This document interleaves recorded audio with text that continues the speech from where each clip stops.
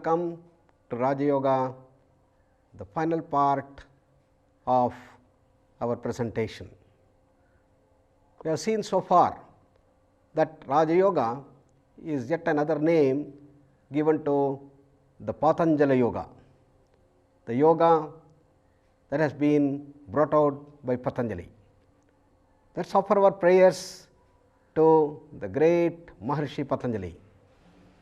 Yogena chittasya padena vacham malam sharirasya cha vaidyakena yopakarottam pravaram muninam patanjalim pranjaliranatosmi.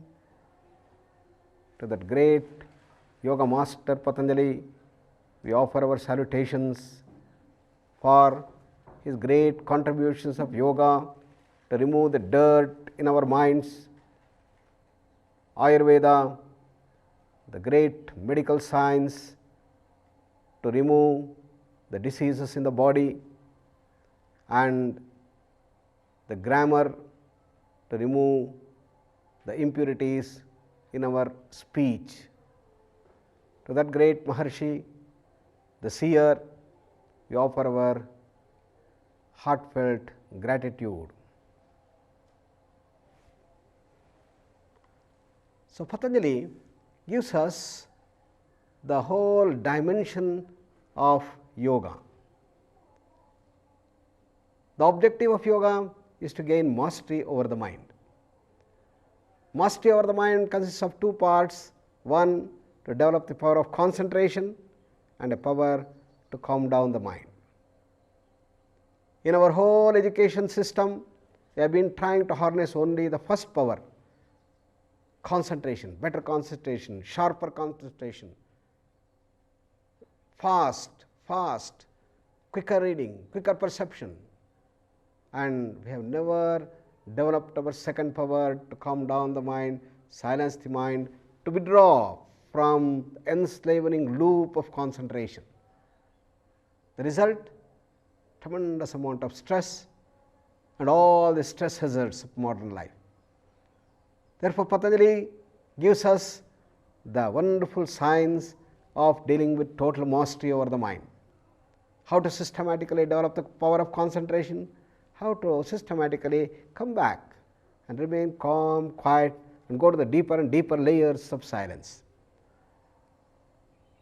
So, in his entire spectrum of yoga presentation, the first part is called Ashtanga Yoga, the 8-limbed yoga relevant to all of us, which in turn consists of the Bahiranga Yoga and Antaranga Yoga. We saw that the Bahiranga Yoga consists of the 5 limbs: Yama, Niyama, Asana, Pranayama, Pratyahara, and the Antaranga Yoga consists of Dharana, Dhyana, and Samadhi. Dharana is focusing, Dhyana is defocusing, Samadhi is absorption or jump inside. In Pranayama, we saw there are 2 schools, so also there are 2 schools in asanas. The dynamic system of asanas, in which there is speed and jerk and repetition, and in the Patanjala school, where there is the slow achievement of the final stage and relaxation of the muscles. In the same way, in Pranayama also there are 2 schools. One, the Hatha Yoga school, in which we use Kumbhaka as a mandatory part, whereas in the second Vasishtha school, we do not use Kumbhaka at all forcefully. But both the schools ultimately lead to the same goal, that is Kevala Kumbhaka, automatic stoppage of breath. If the goal of asanas is to work through the body to gain mastery over the mind, Pranayama harnesses the power of our breathing and the respiratory system to gain control over prana and thereby control over the mind. And as preparation to Pranayama, we saw that we start off with fast breathing techniques called Kriyas to cleanse our system, purify the blood with oxygenation, and wash away the carbon dioxide. Kapalabhati, rabbit breathing, and many others fast breathing techniques.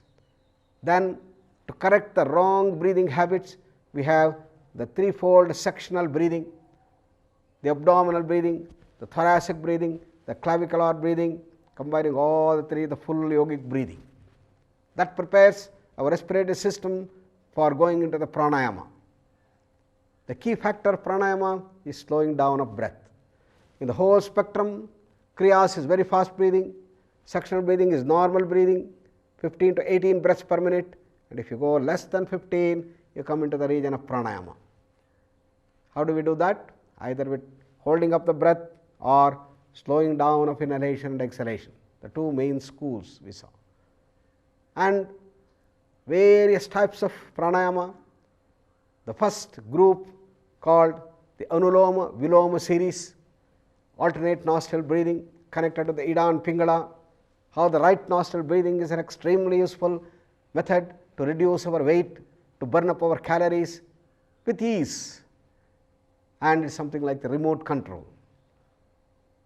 Then we had the system of sensitizing pranayama like the Ujjayi, then the cooling pranayamas, Shitali, Sitkari, Sadanta, and the sound resonating Laya pranayama, that is the Brahmari and the Brahmara. And these are the basic set of pranayamas which are used, and we have used the same school, the Vasishtha school, which is beset with no danger, while the Hatha Yoga school has a danger that if you don't do the kumbhakas properly, you may end up with neuroticism, or you may have diarrhea, or you have irritable bowel syndrome, or you may have gastrointestinal problems. From pranayama we raise to the level of pratyahara, using the senses how to go and gain mastery over the mind is pratyahara. In controlling our emotions, in controlling the interaction of the senses with the sense object, we should be very, very careful not to suppress, neither to give free vent. It is not this side, nor it this side.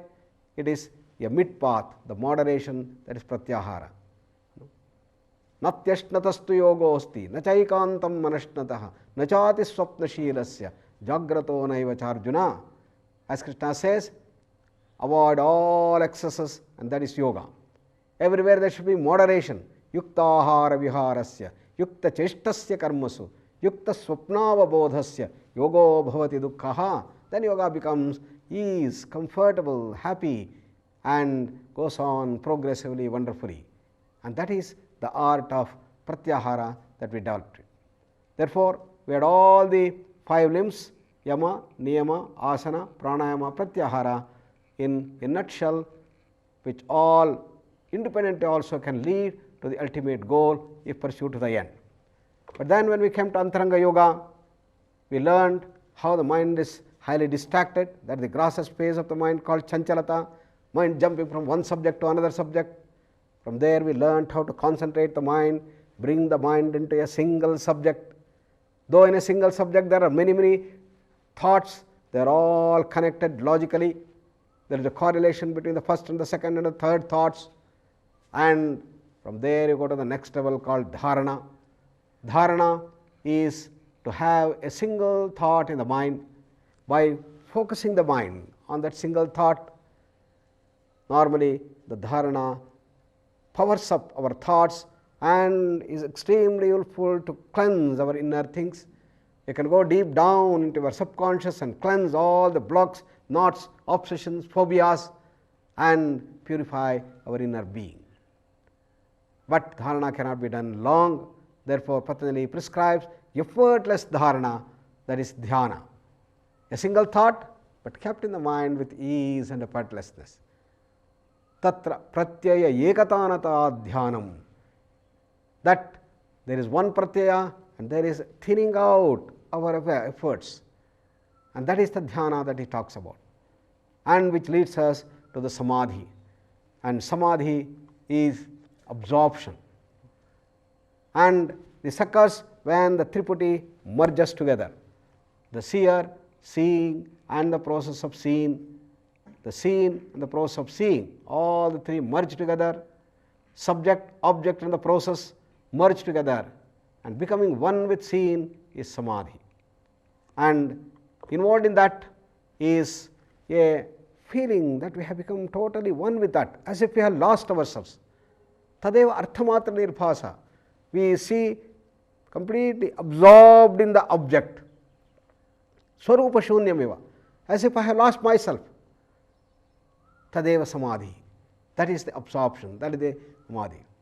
You are in front of the vast, wonderful, beautiful ocean, and the eyes come in touch with that ocean, and for a short time you are completely lost. And you might have gone to see the ocean, but you close your eyes. You don't know what is happening, because there is complete absorption of the seer with the seen. The seen is the ocean, and the seer becomes one with the seen. That is the samadhi or the observation. When this happens, there is a jump. There is a jump within the inner layer of consciousness. And this jump into the inner, deeper layers of our mind is very much akin to the jump that we see in the external world. It is well known in physics about the quantum jump. The jump in the physical world is the quantum jump of electrons. Normally the electrons will be swirling around one orbit and going very fast, almost at the velocity of light. But then you go on supplying certain amount of energy, and when this exact amount of energy is put into the electron jumps to the next orbit, starts jumping at a higher level, higher orbit, and this is called the quantum jump of electrons. It can jump from a higher orbit to a lower orbit, or from a lower orbit to a higher orbit. Here in samadhi, you move from our normal level to the higher level of consciousness. There is a jump into the higher layer of consciousness. And as you go higher and higher, then you are jumping up. And after having gone there, stayed there for a while, then you jump back, and there is an expanded awareness here. Describing the difference between deep sleep and samadhi, Swami Vivekananda in his own way says that a fool enters into deep sleep or sushupti, comes out as a fool. A fool enters into samadhi and comes out as a wise man. That's the difference, he says.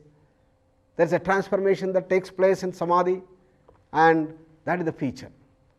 So normally there is a jump from one layer to other subtler layer of consciousness in samadhi, and that is the way to bliss.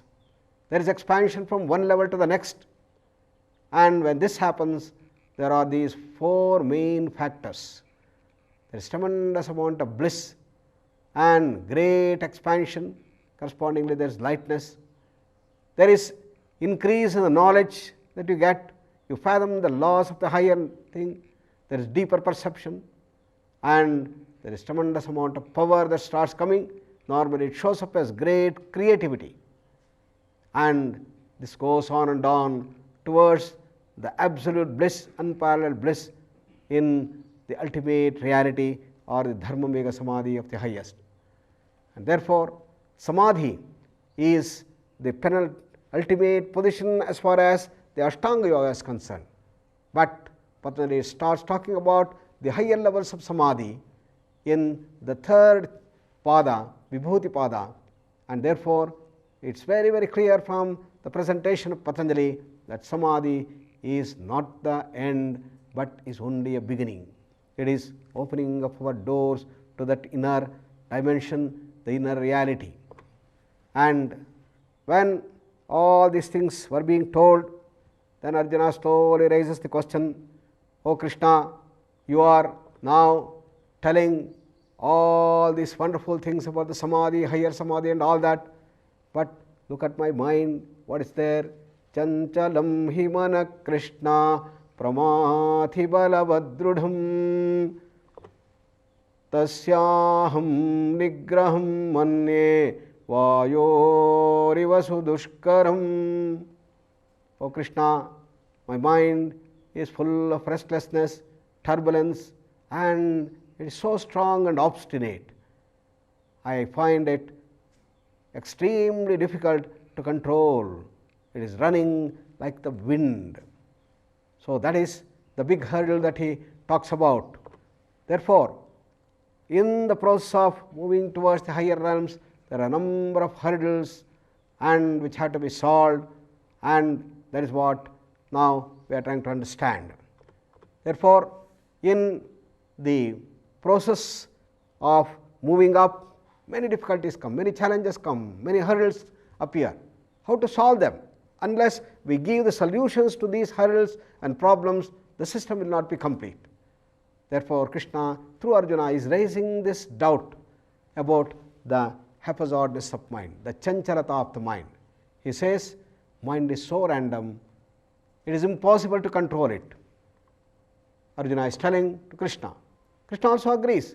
Asanshayam mahabaho mano durnigraham chalam abhyasena tu kaunteya vairagyena cha gruhyate. Says, yes Arjuna, what you say is absolutely right. It is so full of distractions and it is very difficult to control the mind. Right, I agree. But don't get disheartened. There is the way out. And what is the way out? Abhyasena tu kaunteya vairagyena cha gruhyate. By the understanding of vairagya and abhyasa, the twofold approach to deal with this mind, which is full of distraction, full of chanchalata. What is abhyasa? Abhyasa is to practice any technique again and again. Tatra sthitau yatnaha abhyasaha, Patanjali says. So, do the practice again and again in the same place at the same time for days and weeks and months and so on. So, abhyasa is repeatedly doing the same thing. So, a habit will be formed. So, therefore, people when they come here every morning they come and they do the pratasmaran, the meditation, and they start doing the asanas. First day, second day, third day, it goes on and on, 15 days. People who join month-long course, 3 months course, 1 year course, 5 years course, they go on doing it again and again. And how long we have to do? Patanjali says, Satu dirghakala. It can be a very long process, maybe several years, for the whole life. Nairantarya, done continuously, not with breaks. Some people do the practice once a week, or they do it for a few days and leave it, and again after some time they remember and they start taking. No. If you want control and mastery over the mind, if you want to overcome these distractions and chanchalata, you have to do the practice regularly, continuously. Every day you have to spend some time, half an hour to 1 hour. If you can afford to spend little more time regularly, nairantarya, second word. And it has to be done with lot of shraddha, satkara sevitaha, that is with lot of respect, with a commitment, with love. You start doing it, it becomes very enjoyable and it becomes part of your life. Just as you don't forget to eat your food, just like you don't say that I am too busy for sleep, in the same way you allot your time as prime love and you go on doing the practice. If you do that, then the mind will get steady and you will be able to overcome these distractions. Therefore, practice is the key in yoga. It is often said, an ounce of practice is better than tons of theory, it is said. Therefore, the first point he says is abhyasa. Abhyasa is to practice the technique again and again. It could be any technique, doesn't matter. Asanas, pranayamas, mudras, bandhas, kriyas, meditation. And then the second point, vairagya. Vairagya is the knowledge-based renunciation. That is to gain mastery over the senses. Vigataha ragaha viragi. Tasya bhavaha vairagyam. That's how the term vairagya is made. Vigataha ragaha. Raga is the attraction and the repulsion. In whom the attractions and repulsions, he has got a mastery. The slavery of the attractions have gone. The slavery of the senses to the sense objects has gone. And that is the vairagya. The vairagya is the mastery over the senses. It is not just retreating into the Himalayas or just getting away from our responsibilities to an isolation. Even while in the samsara, even while we discharge our responsibility in the mundane world, doing all sorts of works that are needed, still we can be great vairagis. We can have the highest vairagya even while doing the work. What is that process of vairagya? That slavery to the senses is no more there. You have become a master. How does that come? By knowledge, by proper understanding. The proper understanding that I am not this body, I am that infinite self. I am that infinite bliss, I am that infinite power and knowledge. And that is the knowledge base that we have to acquire. And Patanjali says, when you are able to calm down your mind, get a little glimpse of that samadhi, then you have got that wonderful knowledge base that comes. So therefore, understanding is very important in yoga. When we do the different asanas, different pranayama, mudras, panthas, kriyas, when we do meditation, when we do dharana, dhyana, samadhi, understanding is very, very important. And theory, the proper wisdom, the proper knowledge base will power up the practices. If you get certain amount of good result out of your practice, if you back up with a theory, if you back up with a wisdom, then it will power up 100 times more, 1,000 times more. This is what Shankara says. If you add jnana to the abhyasa, then the abhyasa will raise to great heights. Therefore, Krishna is telling there are two things. One is the understanding, the theory part which brings mastery. The second is the practice. Both of these things should go hand in hand continuously. I remember a old man, 93 years old, he came to me in 1978 and he asked me, "Sir, I am now interested in yoga. Unfortunately, I spent all my life without doing nothing about yoga at all, but can I start yoga at this age?" I said, "Why not? If there is a will, there is a way." And he started learning. He taught 25 asanas to begin with, and he went on doing the practice, And after 9 months, he came to one of our camp, and everybody was looking at him. Such a old man, how can he do yogasanas? How can he do sarvangasana? How can he bend his body? But to everybody's amazement, next morning when the asana started, he was able to perform all the asanas wonderfully. He was able to raise his leg, go into the sarvangasana position with ease. Where the youngsters were trying hard to get into that, this man was able to do easily. When everybody said, "Oh, you must have started yoga from your childhood," he said, "No, I started only recently. But you know the secret of success? Please look at my diary." He opened his diary and showed every morning for 1 to 2 hours he would practice without fail. Again in the evening, he said, "I had a lot of time. I am an old man, retired life, and evening about 2 hours, morning about 2 hours." He goes on doing asanas after asanas. The body started bending.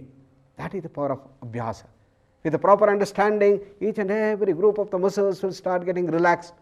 He started observing every muscle becoming beautifully relaxed, every joint becoming loose, and he is getting deeper and deeper relaxation, and the mind is becoming calmer and calmer. And that is the power of understanding and abhyasa. And he is growing stronger, and even today, after almost 24 years, he is growing strong and becoming very healthy and cheering up, walking across kilometers. And now, abhyasa and vairagya are the two limbs. And we have to build the features of dharana, dhyana and samadhi into our day-to-day life. And how do we build these dimensions into our day-to-day life?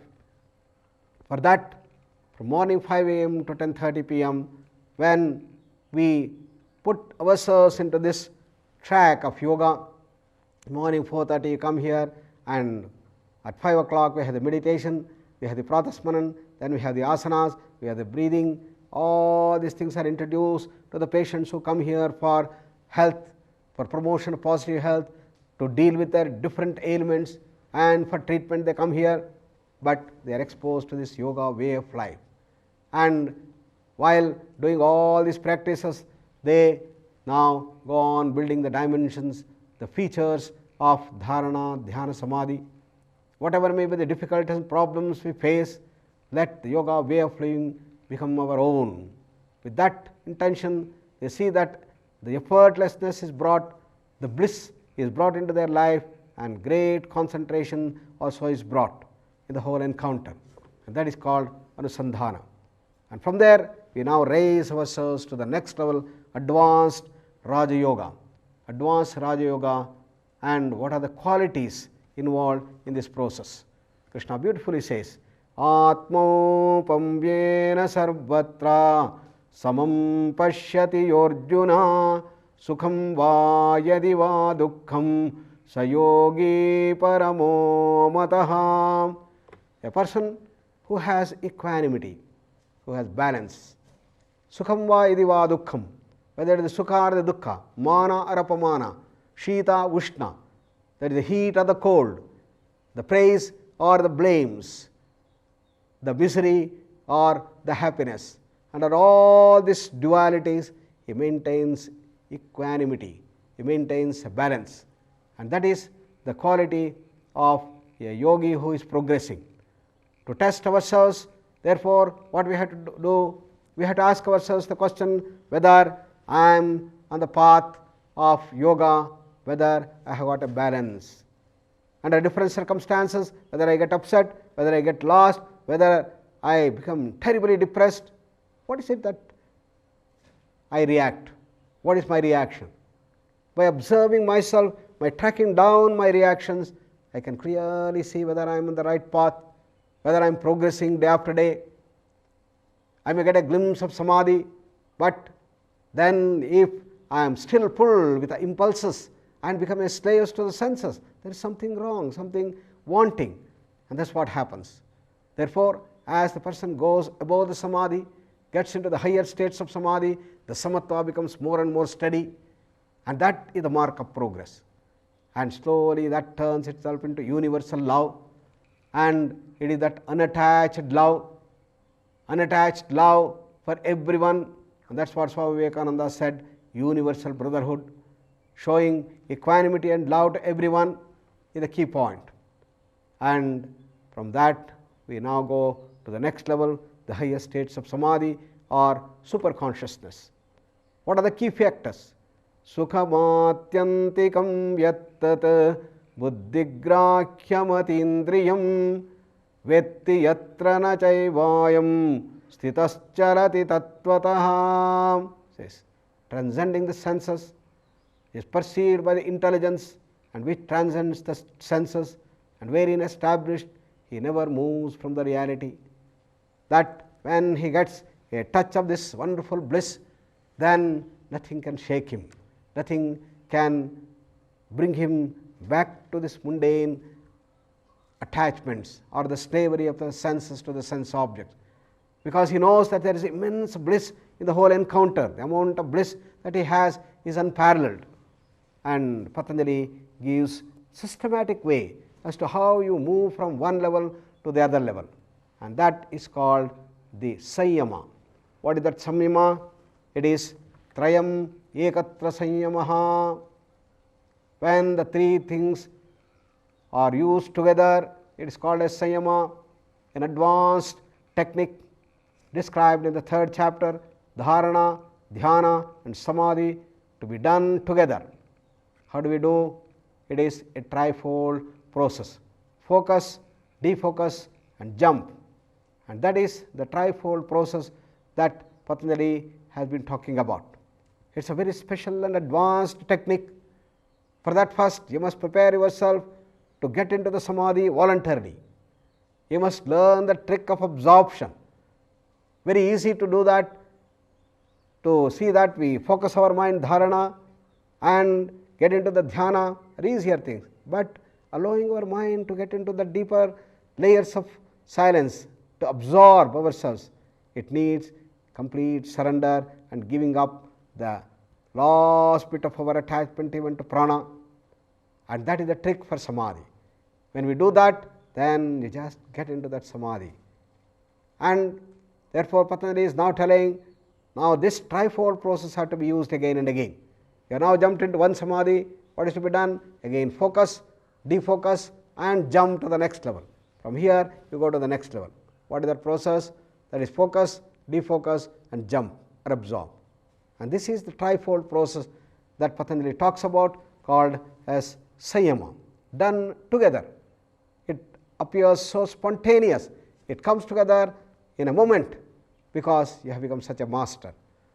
When this mastery is not there, we have to struggle hard to put our mind into dharana, and the mind will be distracted, mind will be getting here and there, and it will be concentrating on this subject, that subject, all that we have to remove and bring into a single thought.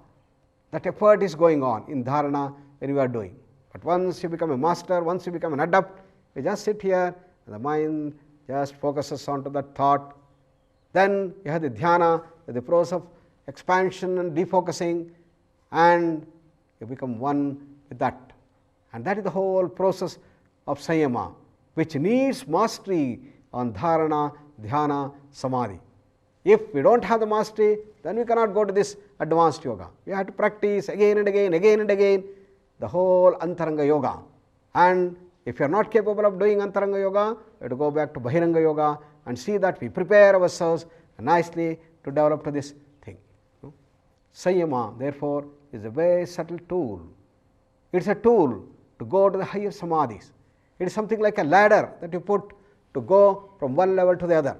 You want to go to the roof, then you put on the ladder and go on walking up, and when you go, then you have to leave the ladder. Therefore, ladder is a sort of tool that is used. In the same way, Sanyama is a tool to go up to the roof, to go to the higher level of consciousness. And these higher samadhis bring greater powers, greater equanimity and tremendous bliss.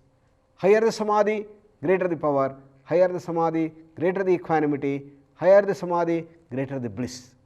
Bliss, knowledge, freedom and power will all start coming, and that's why we have to make progress into the higher realms of samadhi, says Patanjali. And he delineates different varieties and varieties of samadhi in the entire Vibhuti Pada that he talks about, and the corresponding power at each of these levels of samadhi. And by doing Sanyama on what particular object, you get particular siddhi, particular supernatural power has been described in great vividity and clarity. But the prerequisite is you should be able to go to samadhi. What are the types of samadhi that Patanjali talks about?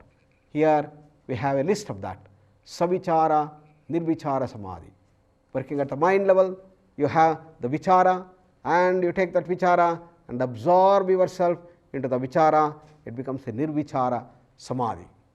Then you have the savitarka and the nirvitarka samadhi, which essentially work at the intellectual level. You have the sharp thinking, the discrimination power, and you are thinking about a subject and get absorbed in that thing, and suddenly the results and the solutions come up.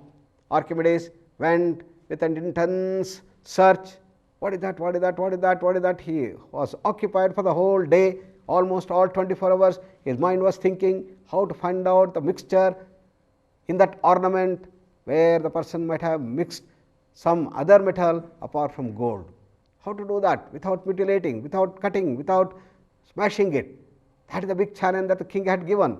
So he is absorbed in that thinking. Only one subject, one topic, that is full concentration. And when he entered into that bathtub, then there is the Vishaya Sambhoga. The mind just jumped into that inner silence, and came out of it was a knowledge.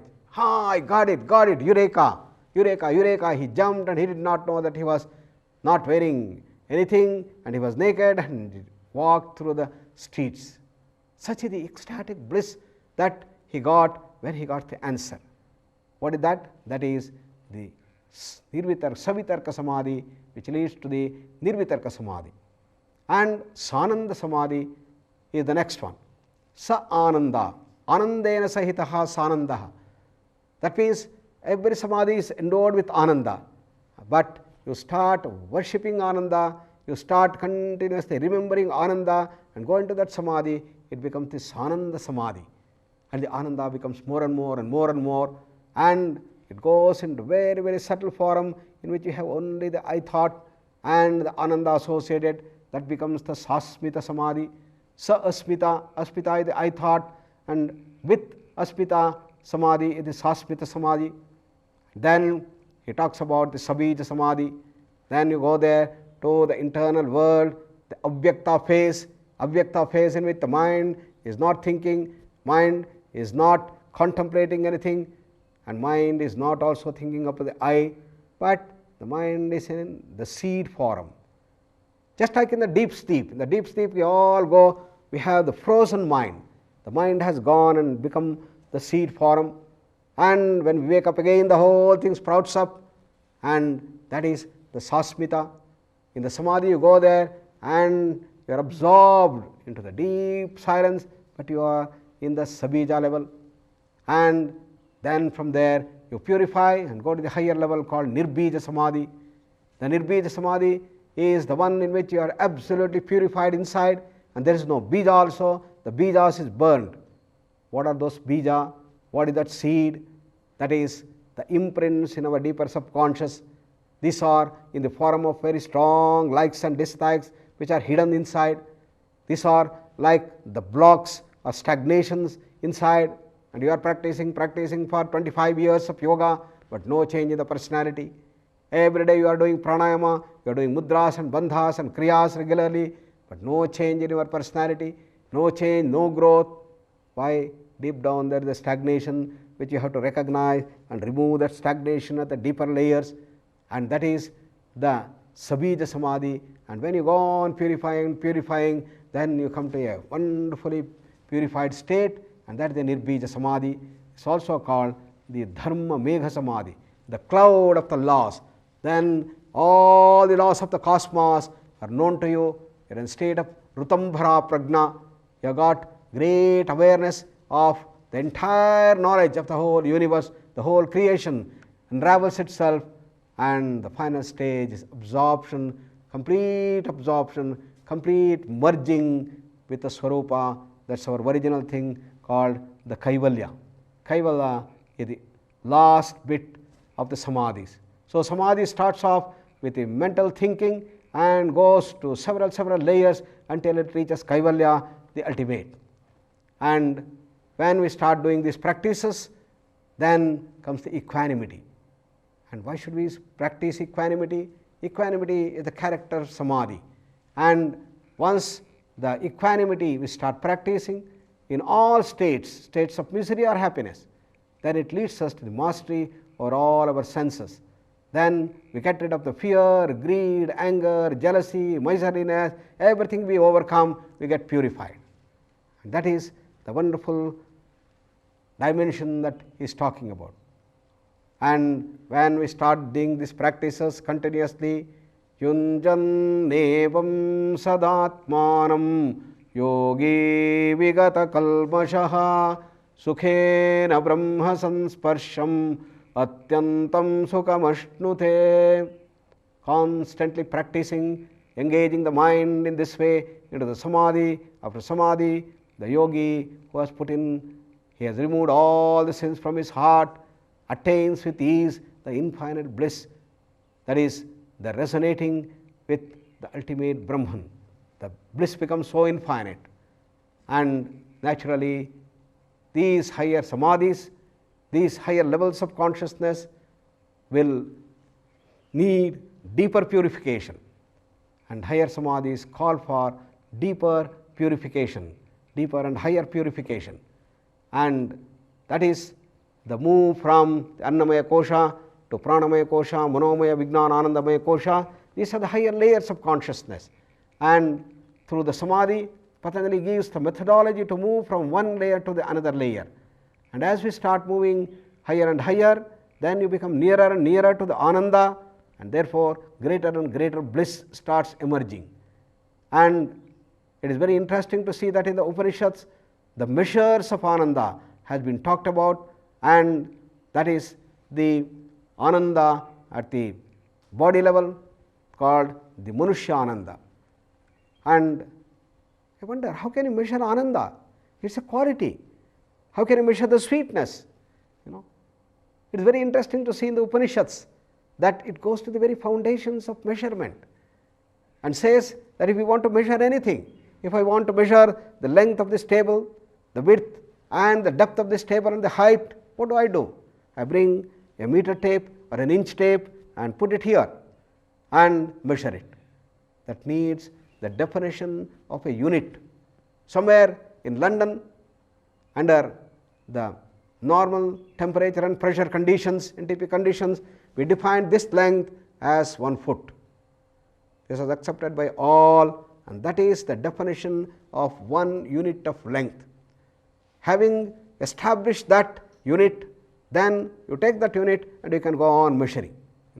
You can measure extremely large dimensions, kilometers, miles and miles and miles, or you will be able to measure extremely small, tiny particles, and all that is possible once you define 1 unit of length. Similarly, here, if I want to measure the Ananda, I have to first define what is the unit of Ananda, what is the unit of that happiness. That's what the Upanishad does. The Taittiriya Upanishad, in a wonderful way, says how I define the Manushya Ananda. It says that it says, imagine a young prince, yuva syat, sadhu yuvadhyayakaha. He is a worshipper of the youthful energies. Ashishto, dradishto, balishtaha. He is full of desires to enjoy the world. Dradishtaha. He is full of steadfastness. He is not a fickle-minded guy. He has steadfastness and yes, I am going to enjoy this world to the maximum. But then balishtaha, he has all the necessary strength in the body to enjoy the world. He may have all this, but what about the money? Iyam prathavi sarva vittasya purna syat. Now he is endowed with all the wealth of the whole world. He is not just a billionaire, not even a trillionaire, but a trillionaire maybe. And when he has got all the means, he is also the prince, he is also the emperor of the whole world. Imagine how much of happiness he can get. The senses completely open to the sense pleasures of all varieties, How much of Ananda he can get? That is defined as 1 unit of Ananda. Sayeko manusha anandaha. That is the maximum bliss that a person can get in the Manushya Loka. That is the Annamaya Kosha. That is called as 1 unit of Ananda. Then it says, Teje shatam manushyanam anandaha sayeko manushya gandharvanam anandaha. 100-folds that of this Manushya Ananda is equal to 1 unit of Manushya Gandharva Ananda. What is this Manushya Gandharva? It is a species of the higher entities who live in the Pranamaya Kosha. Manushya Gandharva, Deva Gandharva, Gandharva, these are the classification of people who live in the Pranamaya Kosha, the higher realms of consciousness. And Yakshas, Kinnaras, Gandharvas, these are the people who live in the Pranamaya Kosha. They are called as the Gandharva Loka. And the very fact that they are born in the Gandharva Loka, the very fact they are born in the Pranamaya Kosha, they are endowed with certain powers, certain qualities, as we as human beings are endowed with the power of discrimination, which the animals do not possess. And what is the special thing that they possess? These people have the dimension of subtle body. They don't have this physical body. They don't need this grass, food and water for their sustenance. On the other hand, they use the subtle body. They have got a body which is bigger than the physical body. And therefore, they are not bound by gravitation. They can float up, they can fly anywhere, and normal eyes do not see these subtle bodies.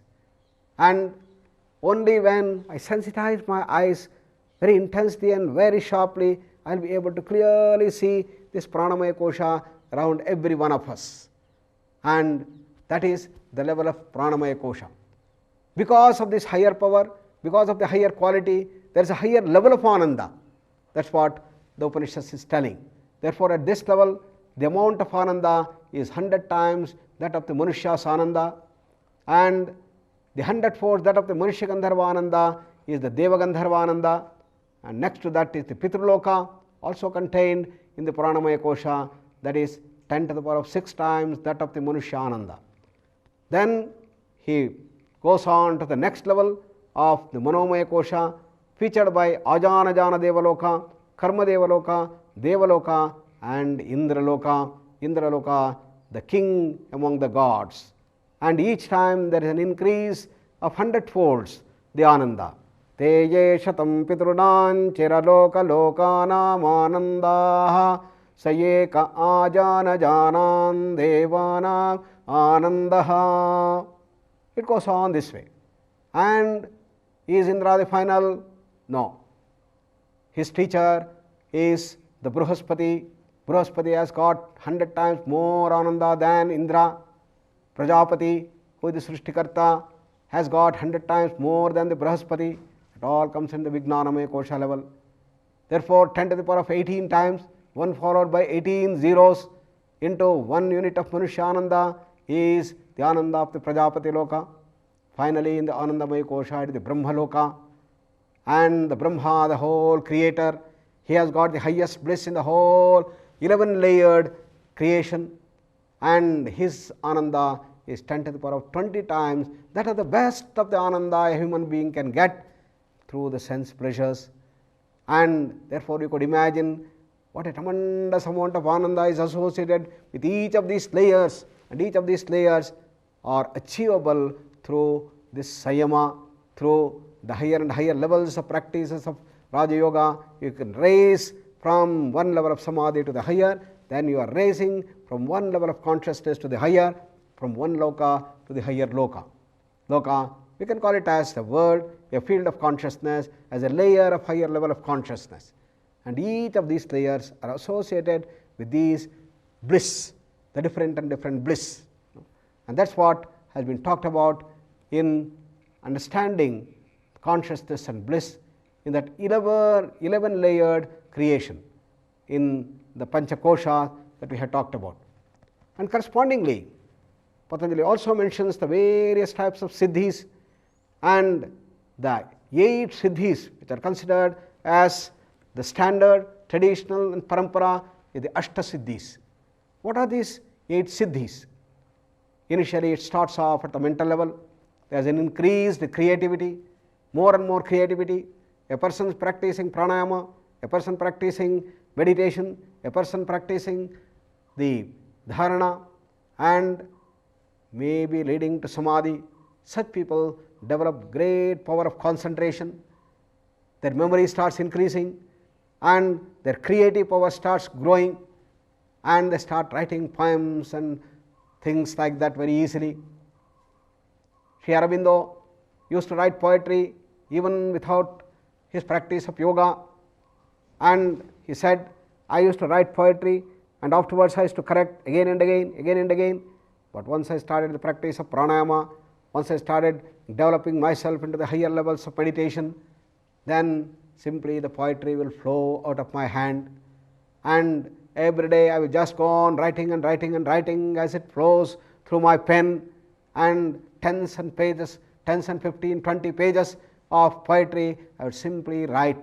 But for this voluminous flow of poetry, I would not have brought out that biggest epic Savitri, which is the biggest in the entire English literature. How did that happen? That is the power inside, the power of creativity, the power of artistic, aesthetic development. Therefore, as you get into the samadhi, this goes on increasing. Then comes the supernatural powers, which are not normal. That is called the prapti and the prakamya. These are the 2 siddhis that come at the mental level. What is that prapti and what is prakamya? Prapti, whatever you think as the possibility, it gets fructified. Whereas prakamya, you desire something, all right, the health of my mother should improve, and my friend is in great distress, he should develop his normalcy, and my very, very close friend on the other side is suffering from want of wealth. Anything that you have a desire, that will be fulfilled. That is called prakamya. And for that, you have to get into that samadhi and start operating from that level of samadhi. Then only you will get these powers. Then you go into the intellect level, that is called Vashitva. Vashitva is something like hypnotism or mesmerism, in which you give the control of the mind of others, and a hypnotizer hypnotizes the mind of another person, and the person is made to do as the hypnotizer says.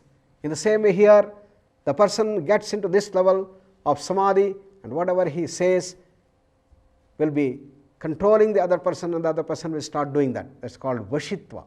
This is also called Vashikarana Vidya. And even in the black magic, people develop this Vashikarana Vidya, and they use it for wrong purposes, whereas here a person uses for the development of the persons outside, for the development of the society, for the development of the whole nation. That is the Vashitva for which he uses. Because here the selfishness has reduced and selflessness has started coming up. That is the beauty. Then it comes down to the physical level, and the transformations start taking place, and Patanjali describes beautifully the process as to how this happens, and you get 4 major siddhis which are bewildering: Laghima, Garima, Mahima, Anima. Laghima is the lightness, and the whole body will become so light that you will start going up, floating up, and you can fly anywhere that you like. It is so light as that. Or it can become Garima, it becomes so very heavy, and nobody can shake you, nobody can move you even by millimeters. And this is what the Hanuman and many other great masters had. As we know, Bhima was trying to go in a forest, and Hanuman was staying there and lying down, relaxing, and his tail was just across. Bhima in his ego and in his arrogance, he comes and says, "Hey, what is this old guy, you are lying down here, you are putting your tail here, please take the tail away." You know, in his arrogance, in his ego, when Bhima says this, Hanuman says, "Please, please, I have become so old, I cannot move my tail, kindly could you help me just push this tail that side and then go across." You know, the Bhima, with scant respect, he just wants to push the tail with the thumb of his foot, but to his great amazement, the tail will not move even a millimeter. Then he puts his foot fully and then tries to push it, nothing happens. Then he is more afraid, more surprised. Now with all his power he starts pushing the tail, but he could not move even half a millimeter of the tail. That is the Mahima Siddhi, that is the Garima Siddhi. And the things have become so heavy, he tries to lift it, nothing happens, and all the pride of Bhima is gone. That is the Garima that is talked about, which comes at the physical level. Then the Mahima and the Anima. Mahima is becoming very vast, like a mountain, so big, and the body will increase. Hanuman, when he wanted to jump to Lanka, he just stood there and increased his height, increased his width, and he started jumping and he started flying in air, moving towards Lanka. And when he started going, there is the demon, and the Surasa starts coming and says, "Now I am going to swallow you." Hanuman says, "I am going for a divine mission, I am going for the great work of Sri Rama, and please do not obstruct me, please allow me to go." Surasa says, "No, you have to enter into my mouth and you have to do." "Oh, that's all fine." Then Hanuman starts becoming bigger and bigger. Surasa also becomes, raise her mouth, opening her mouth bigger and bigger, huge, 100 feet, 500 feet, so big. Then suddenly Hanuman becomes a small speck and moves through the mouth and comes out of the mouth, and that's how he wins Surasa. And this is possible by the Mahima and the Anima Siddhi. Mahima is becoming very big, voluminous, and Anima is becoming very small, like an atom. Is it ever possible? And is it not just a story? Is it not a fairy tale? Yes, Patanjali says that they are not. By properly doing the Sayama, by focusing on the different things, you will be able to achieve all these siddhis. These are essentially the qualities of the higher level of consciousness, and we must learn how to go to these higher levels of consciousness. The deeper we go, we will be able to get these powers. And the speciality of Patanjali is giving exact methods, hurdles, how to overcome them, to reach those heights. These are the realms for research, the internal research, and unraveling the mysteries of the hidden dimensions of our human consciousness. And finally, at the level of jnana, it is the ishitva. Ishitva is complete mastery and the lordship. And these are the 8 siddhis which are called ashtasiddhis. Prapti and prakamya, vashitva, laghima, garima, mahima, anima and ishitva. And there is nothing impossible, according to Patanjali, in this world to achieve, because you are going to completely fathom the totality of the laws and you get that. And such a person going up and up, he has become the master yogi. What happens to him at the time of death? When the time has come for him to leave the physical body, what happens to him? Described here. Prayāṇakāle manasäcalena bhaktyā yukto yoga balena chaiva bhruvor madhye pranamaveshya samyak satam param purushamupaiti divyam.